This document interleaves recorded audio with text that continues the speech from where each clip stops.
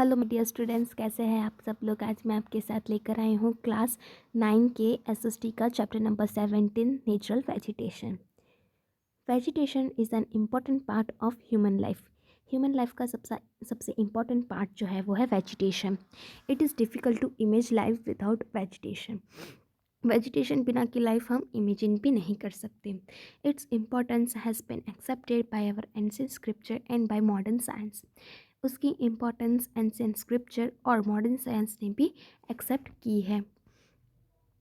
India has a large diversity of natural vegetation में India जो है उसकी बहुत लार्ज डाइवर्सिटी है।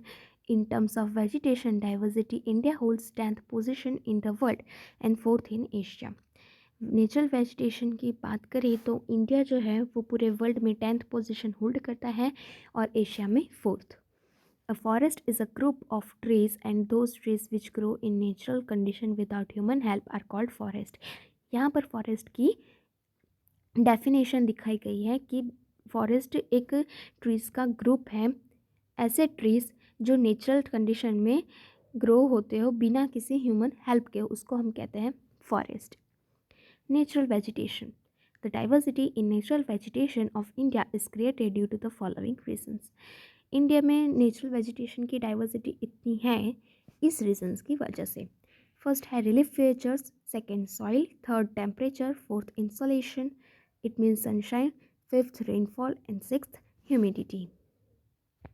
Due to the diversified relief like mountains, plateaus, plains, deserts, etc., a diverse pattern in vegetation is seen in India. India में mountains, plateaus, planes, desserts इतने सारे हैं, इसीलिए यहाँ पर पैटर्न मतलब वेजिटेशन की डाइवर्स पैटर्न देखी जाती है।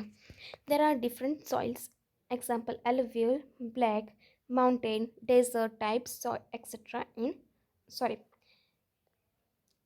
There are different soils, example alluvial, black, mountain, desert type, etc. in India. So, India में alluvial, black, mountain, desert type की soils हमें देखने को मिलती हैं. This variation in soils also create difference in vegetation. So, ये ऐसे type की soils जो हैं वो vegetation में difference ला सकती हैं. The difference in temperature and humidity in cold Himalayan regions and in southern peninsular region also brings variation in vegetation. Vegetation में variation में southern peninsular के region में और Himalayan region के temperature और humidity भी ला सकती है.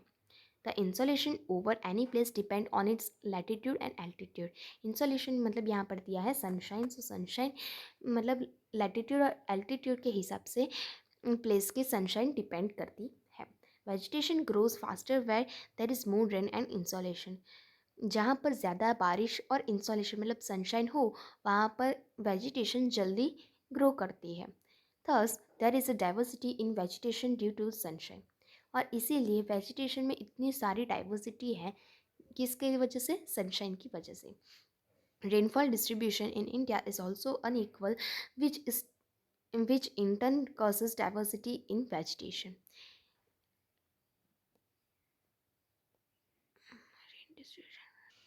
इंडिया में वेजिटेशन की डाइवर्सिटी रेनफॉल की वजह से भी आती है.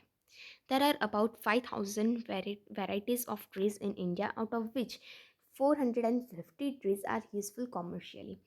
हमारे इंडिया में 5,000 वेराइटीज़ है ट्रीज़ की, उसमें से 450 ट्रीज़ जो हैं वो कमर्शियली यूज़फुल हैं. Besides, about 15,000 flowering plants also grow in which form about 6% of the world. Non-flowering plants like fern, algae, moss, etc. are also available in our country. हमारे जो देश है हमारा उसमें 15,000 प्लांट्स फ्लावरिंग प्लांट्स ग्रो करते हैं और हमारे 15,000 फ्लावरिंग प्लांट्स का मतलब है वर्ल्ड के 6% प्लांट्स. सो वर्ल्ड के 6% प्लांट्स जो है वो हमारे इंडिया में ग्रो करते हैं और जो नॉन फ्लावरिंग प्लांट्स हैं जैसे कि फर्न, एल्गे, मॉस ऐसे सब जो है वो भी हमारी कंट्री में पाए जाते हैं. India is famous since ancient times for the herbal plants. India बहुत ही एंशिएंट टाइम से जाना जाता है हर्बल प्लांट्स के वजह से. About 2000 medicinal plants are described in Ayurveda. और 2000 मेडिसिनल प्लांट्स जो है उतने तक आयुर्वेद में डिस्क्राइब भी किए गए हैं। Thus, it can be said that India has diversity in vegetation, और हम ये कह सकते हैं कि इंडिया में वेजिटेशन की डाइवर्सिटी है। Types of natural vegetation. Existence and growth of any vegetation depends on the climate of a region.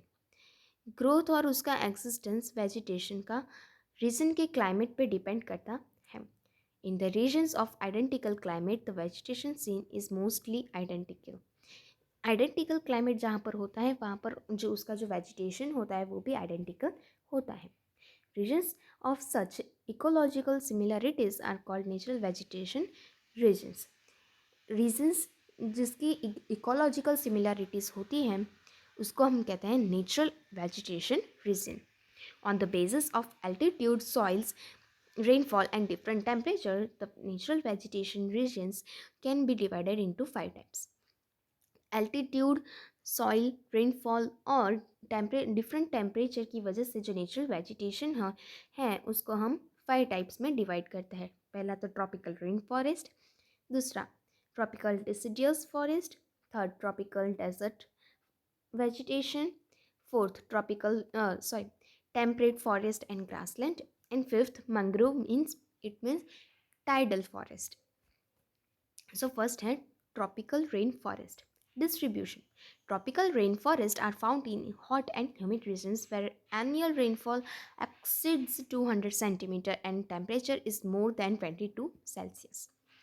इसका डिस्ट्रीब्यूशन है कि ट्रॉपिकल रेन फॉरेस्ट वहाँ ही मिलते हैं जहाँ पर गर्म और भेज वाला वातावरण हो वहाँ पर, और जहाँ पर एनुअल रेनफॉल का मतलब है पूरे साल में उधर का रेनफॉल जो है वो 200 सेंटीमीटर तक का हो और उधर का टेम्परेचर 22 डिग्री सेल्सियस तक का हो, मतलब उससे ज़्यादा हो, वहाँ पर ही ट्रॉपिकल रेन फॉरेस्ट पाए जाते हैं।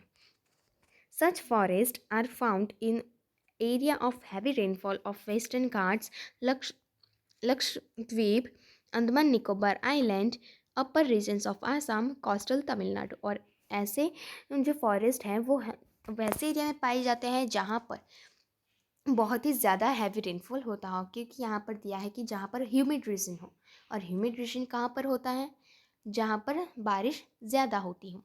सो वो कहाँ कहाँ पर पाए जाते हैं ये फॉरेस्ट? वेस्टर्न घाट्स में, लक्षद्वीप में, अंडमान निकोबार आइलैंड्स में, कोस्टल तमिलनाडु और अपर रीजन्स ऑफ आसाम में पाए जाते हैं। Trees found here are mahogany, ebony, rosewood, rubber etcetera. So ये सब जो ट्रीज़ हैं, mahogany, ebony, rosewood, rubber etcetera, ये सब जो ट्रीज़ हैं वो यहाँ पर पाए जाते हैं। कहाँ पर? ट्रॉपिकल रेन फॉरेस्ट में।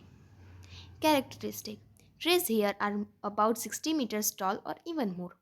यहाँ के जो ट्रीज़ हैं ट्रॉपिकल रेन फॉरेस्ट के, वहाँ वो 60 मीटर्स की ऊंच, मतलब उतने टॉल होते हैं या फिर उससे भी कहीं ज़्यादा टॉल होते हैं। There is more humidity due to the scrubs की वजह से यहाँ पर बहुत ही ह्यूमिडिटी होती है। There is no season here like autumn, और यहाँ पर ऑटम जैसी कोई सीज़न होती नहीं है। As these trees are evergreen, the forests are also called evergreen forest. यहाँ के जो ट्रीज़ है वो एवरग्रीन होते हैं, मतलब पूरे साल ग्रीन रहते हैं, हरे भरे रहते हैं, इसलिए इस फॉरेस्ट को हम एवरग्रीन फॉरेस्ट भी कहते हैं। सो यहाँ पर आपको अपने इंडिया का मैप दिखाया गया है। सो ये देखिए, ये जो है ट्रॉपिकल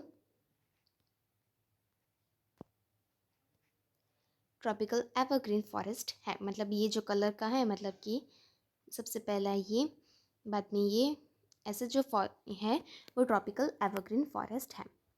बाद में ट्रॉपिकल डिसिडियस फॉरेस्ट ये कलर का है, मतलब कि ये पूरा। बाद में माउंटेन फॉरेस्ट, मतलब कि बहुत जो डार्क कलर का हो वो है। बाद में मैंग्रोव फॉरेस्ट, ये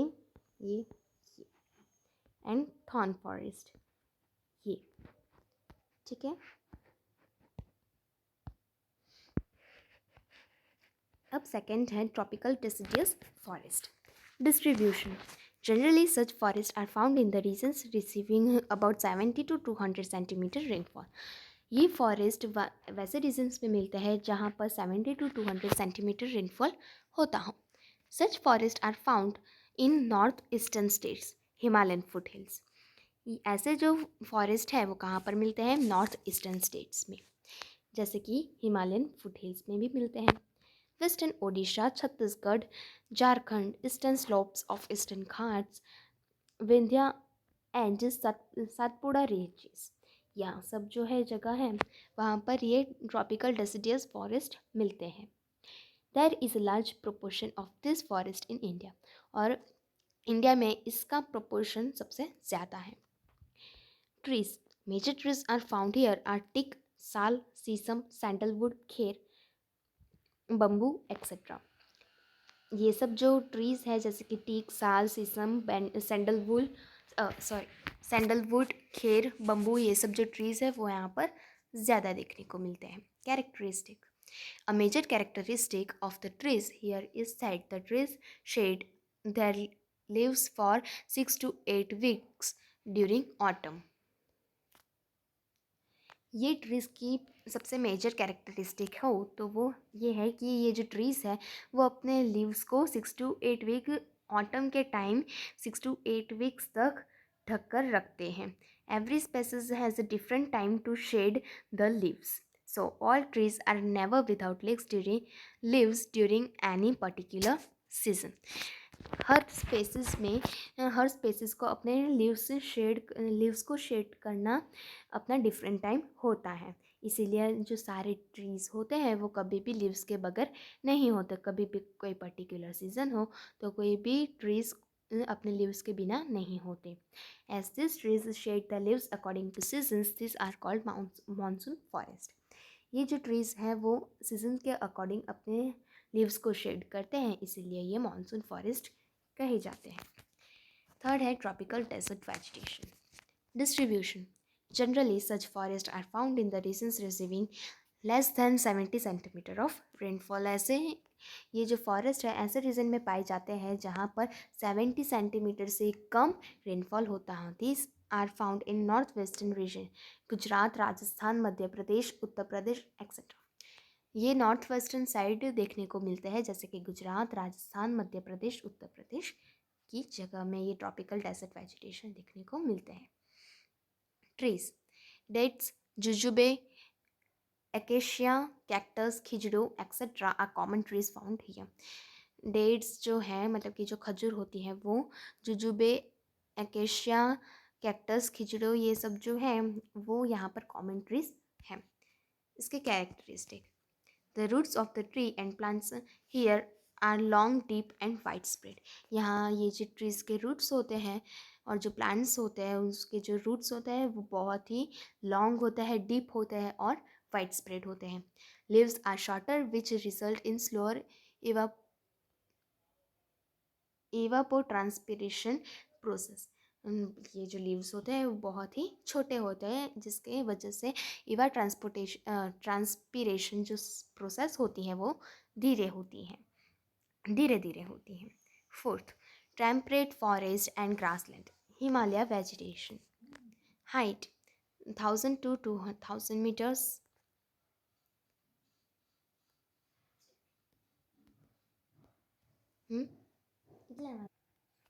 High mountains of northeast West Bengal and mountainous area of Uttarakhand. Just a minute.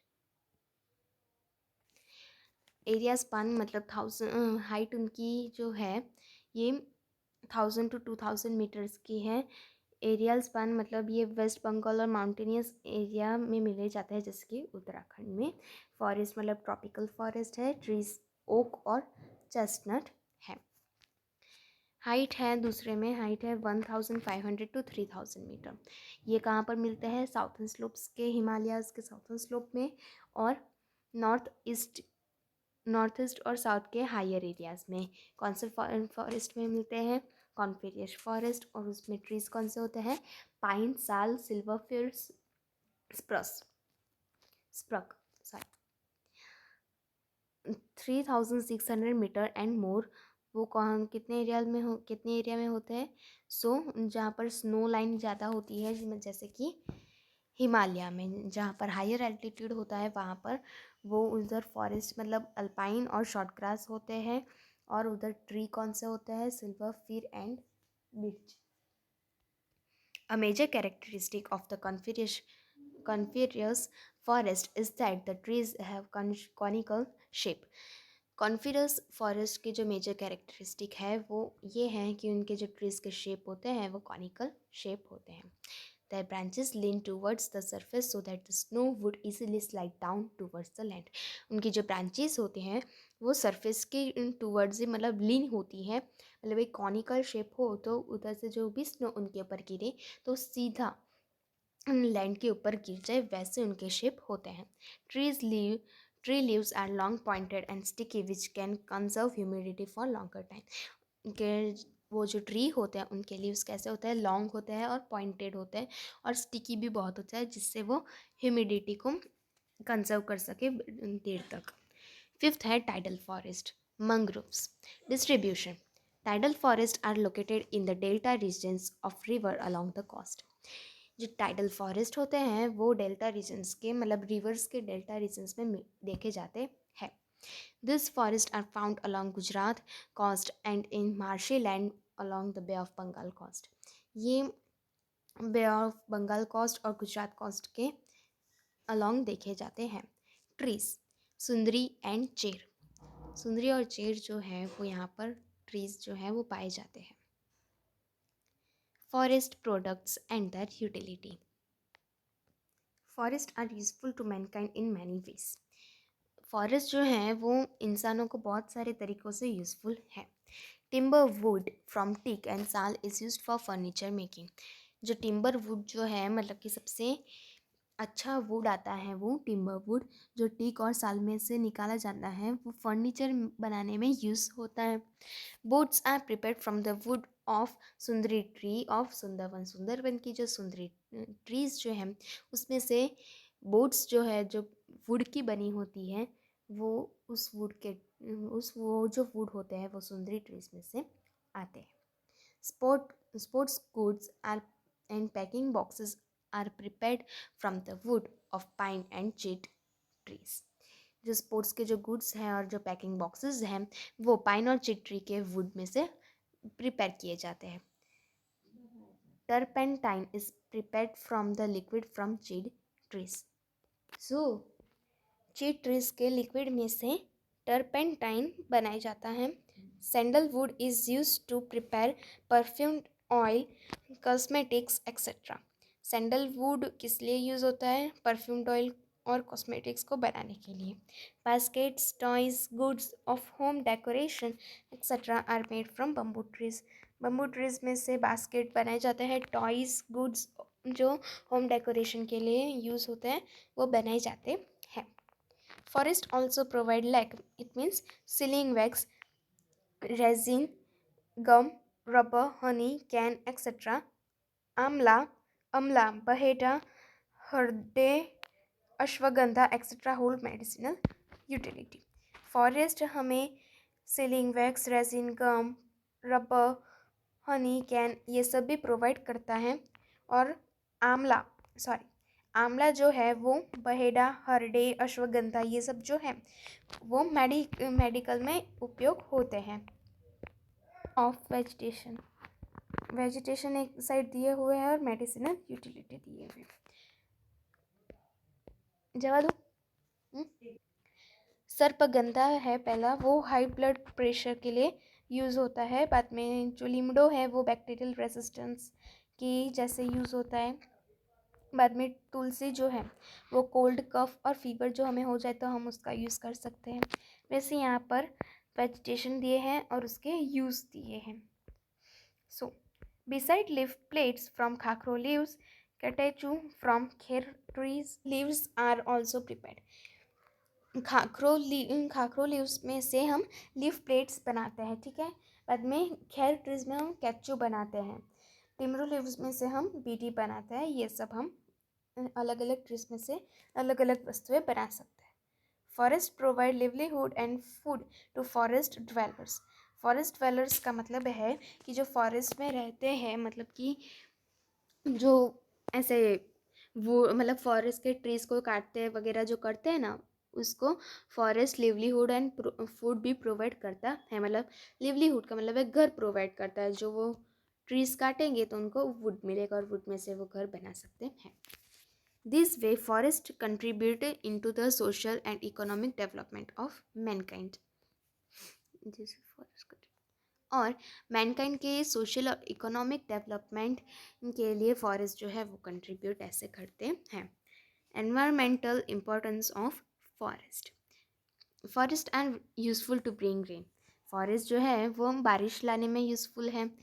वो एटमॉस्फेयर को भी कंट्रोल करते हैं। They provide life saving oxygen, और वो जो है वो ऑक्सीजन को भी प्रोवाइड करते हैं, ऑक्सीजन प्रोवाइड करते हैं।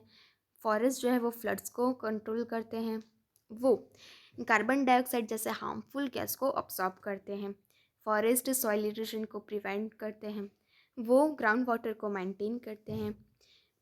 बाद में forest restrict the advancing desert, वो डेजर्ट को बढ़ने से रोकते हैं। Forest are useful in reducing air pollution को भी वो बहुत ही ज़्यादा रोकते हैं। नेचुरल ब्यूटी को वो इन्हेंस करते हैं, वो एयर को प्योरीफाई करते हैं। Forest are ideal places for adventurous tourism activities. Forest जो है वो एडवेंचर और टूरिज्म एक्टिविटीज़ के लिए बहुत ही अच्छी जगह है। Some forest are reserve with reference to national parks and sanctuaries to and biodiversity national parks और सेंचुरीज में भी कोई जो फॉरेस्ट है, कुछ कुछ फॉरेस्ट है वो नेशनल पार्क्स, सेंचुरीज और बायोडाइवर्सिटी के उसमें रिजर्व्ड है। Forest conservation. Ecosystem is formed due to the inter relation of biosphere and mankind. Ecosystem इस वजह से फॉर्म हुई क्योंकि बायोस्फीयर और मैनकाइंड का इंटर रिलेशन था। But due to the anti environmental activities and selfishness of man the ecosystem is disturb. अपने हम जो इंसान है उसकी सेल्फिशनेस की वजह से, एंटी एनवायरमेंटल एक्टिविटीज़ की वजह से हमारा जो इकोसिस्टम है वो डिस्टर्ब हो रहा है। Man's insatiable satiable just yes man's insatiable desire to procure land is responsible for the destruction of forest। हम इंसान जो है वो प्रॉपर्टी के लिए कुछ भी कर सकते हैं, इसलिए वो हम फॉरेस्ट को काट रहे हैं जिससे हमें प्रॉपर्टी मिले। सो ये गलत है। Forests are destroyed also by increasing population, policy of establishing industrial units away from residential areas, urbanization, multipurpose projects, construction of roads, jhum cultivation to get timber and fuel wood, forest fire, etc. हमारा जो forest है वो इस सारी वजह से destroy हो रहा है। Ecological balance is disrupted due to the destruction of forest. हमारा जो इकोलॉजिकल बैलेंस है वो भी फॉरेस्ट के डिस्ट्रक्शन की वजह से डिस्टर्ब हो रहा है। Adverse effect are notice due to the forest destruction. Forest destruction की वजह से एडवर्स इफेक्ट हमें देखने को मिल रही है। This include decrease in rainfall, drought, global warming, greenhouse effect, advancing deserts, homelessness of wild animals, etc. जो इस सब में इंक्लूड होता है जैसे कि रेनफॉल में कमी आना, बहुत ही कम रेनफॉल होना, ड्रॉट आना, ग्लोबल वार्मिंग होना, ग्रीन हाउस की इफ़ेक्ट आना, बाद में डेजर्ट का बढ़ना और वाइल्ड एनिमल्स की होमलेसनेस जो है वो ये सब का एडवर्स इफेक्ट है। According to the national policy of 1952, there must be forest over 33% of the total geographical area of the nation। हमारे पूरे नेशन में से 33% एरिया हमारे फॉरेस्ट का होना चाहिए।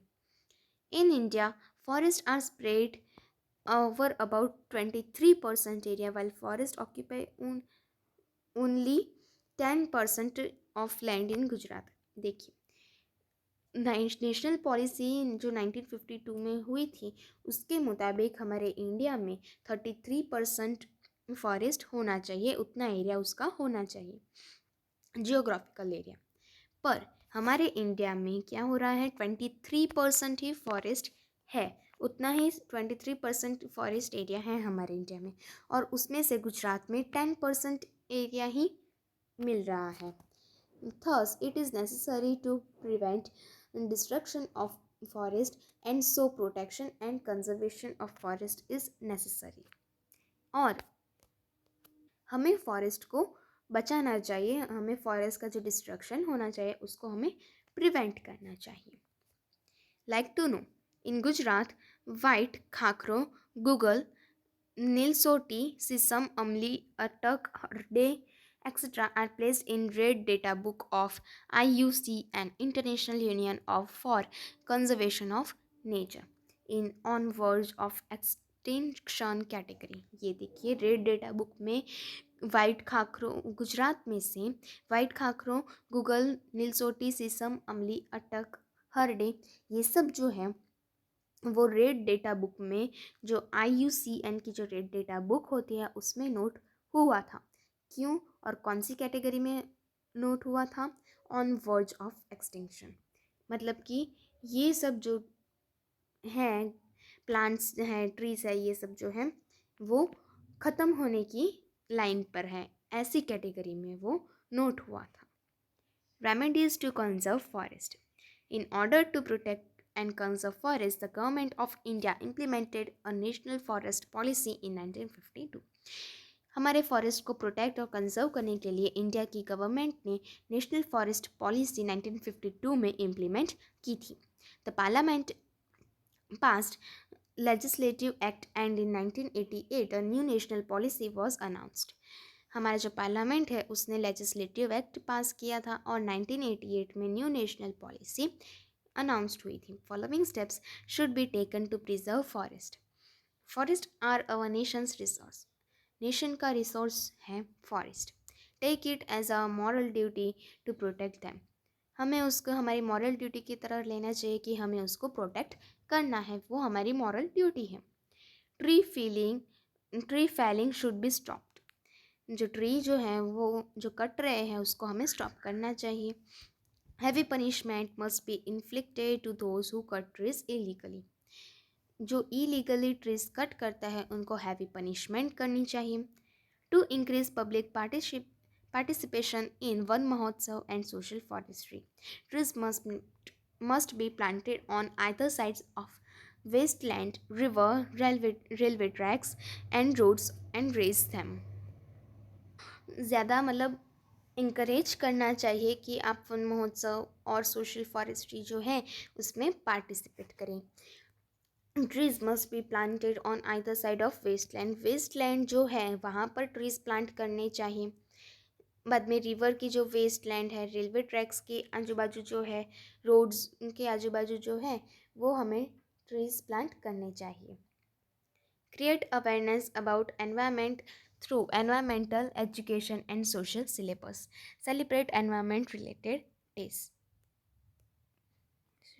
क्रिएट अवेयरनेस लानी चाहिए उसको स्कूल के सिलेबस, मतलब एनवायरमेंटल एजुकेशन हमें अपने स्कूल के सिलेबस में रखना चाहिए. और एनवायरनमेंट से रिलेटेड जो डेज़ है वो हमें सेलिब्रेट करनी चाहिए. जैसे कि 21 मार्च को वर्ल्ड फॉरेस्ट डे मनाया जाता है, 22 अप्रैल को अर्थ डे मनाया जाता है, 5 जून को वर्ल्ड एनवायरनमेंट डे, और जुलाई मंथ में वन महोत्सव मनाया जाता है, और 16 सितंबर को वर्ल्ड ओजोन डे. सो हमें ये सब जो डेज़ है वो हमें सेलिब्रेट करने चाहिए. Take precautions to avoid forest fire and in case of fire it must be doused immediately. हमें फॉरेस्ट फायर को अवॉइड करना चाहिए, और जो फायर लग भी जाए तो हमें उसको इमीडिएटली डॉस्ट करना चाहिए, मतलब उसको बुझा देना चाहिए. Use renewable energy resources such as solar energy, bio energy, wind energy etcetera in place of traditional resource like wood use to get energy. हमें रिन्यूएबल एनर्जी का यूज़ करना चाहिए, जैसे कि solar energy, bio energy, wind energy. हमें wood का use नहीं करना चाहिए, हमें ट्रेडिशनल रिसोर्स का यूज़ नहीं करना चाहिए. जैसे कि वुड, हमें एनर्जी चाहिए तो हम वुड का इस्तेमाल नहीं करेंगे, हम ऐसी एनर्जी का यूज़ करेंगे जो रिन्यूएबल है.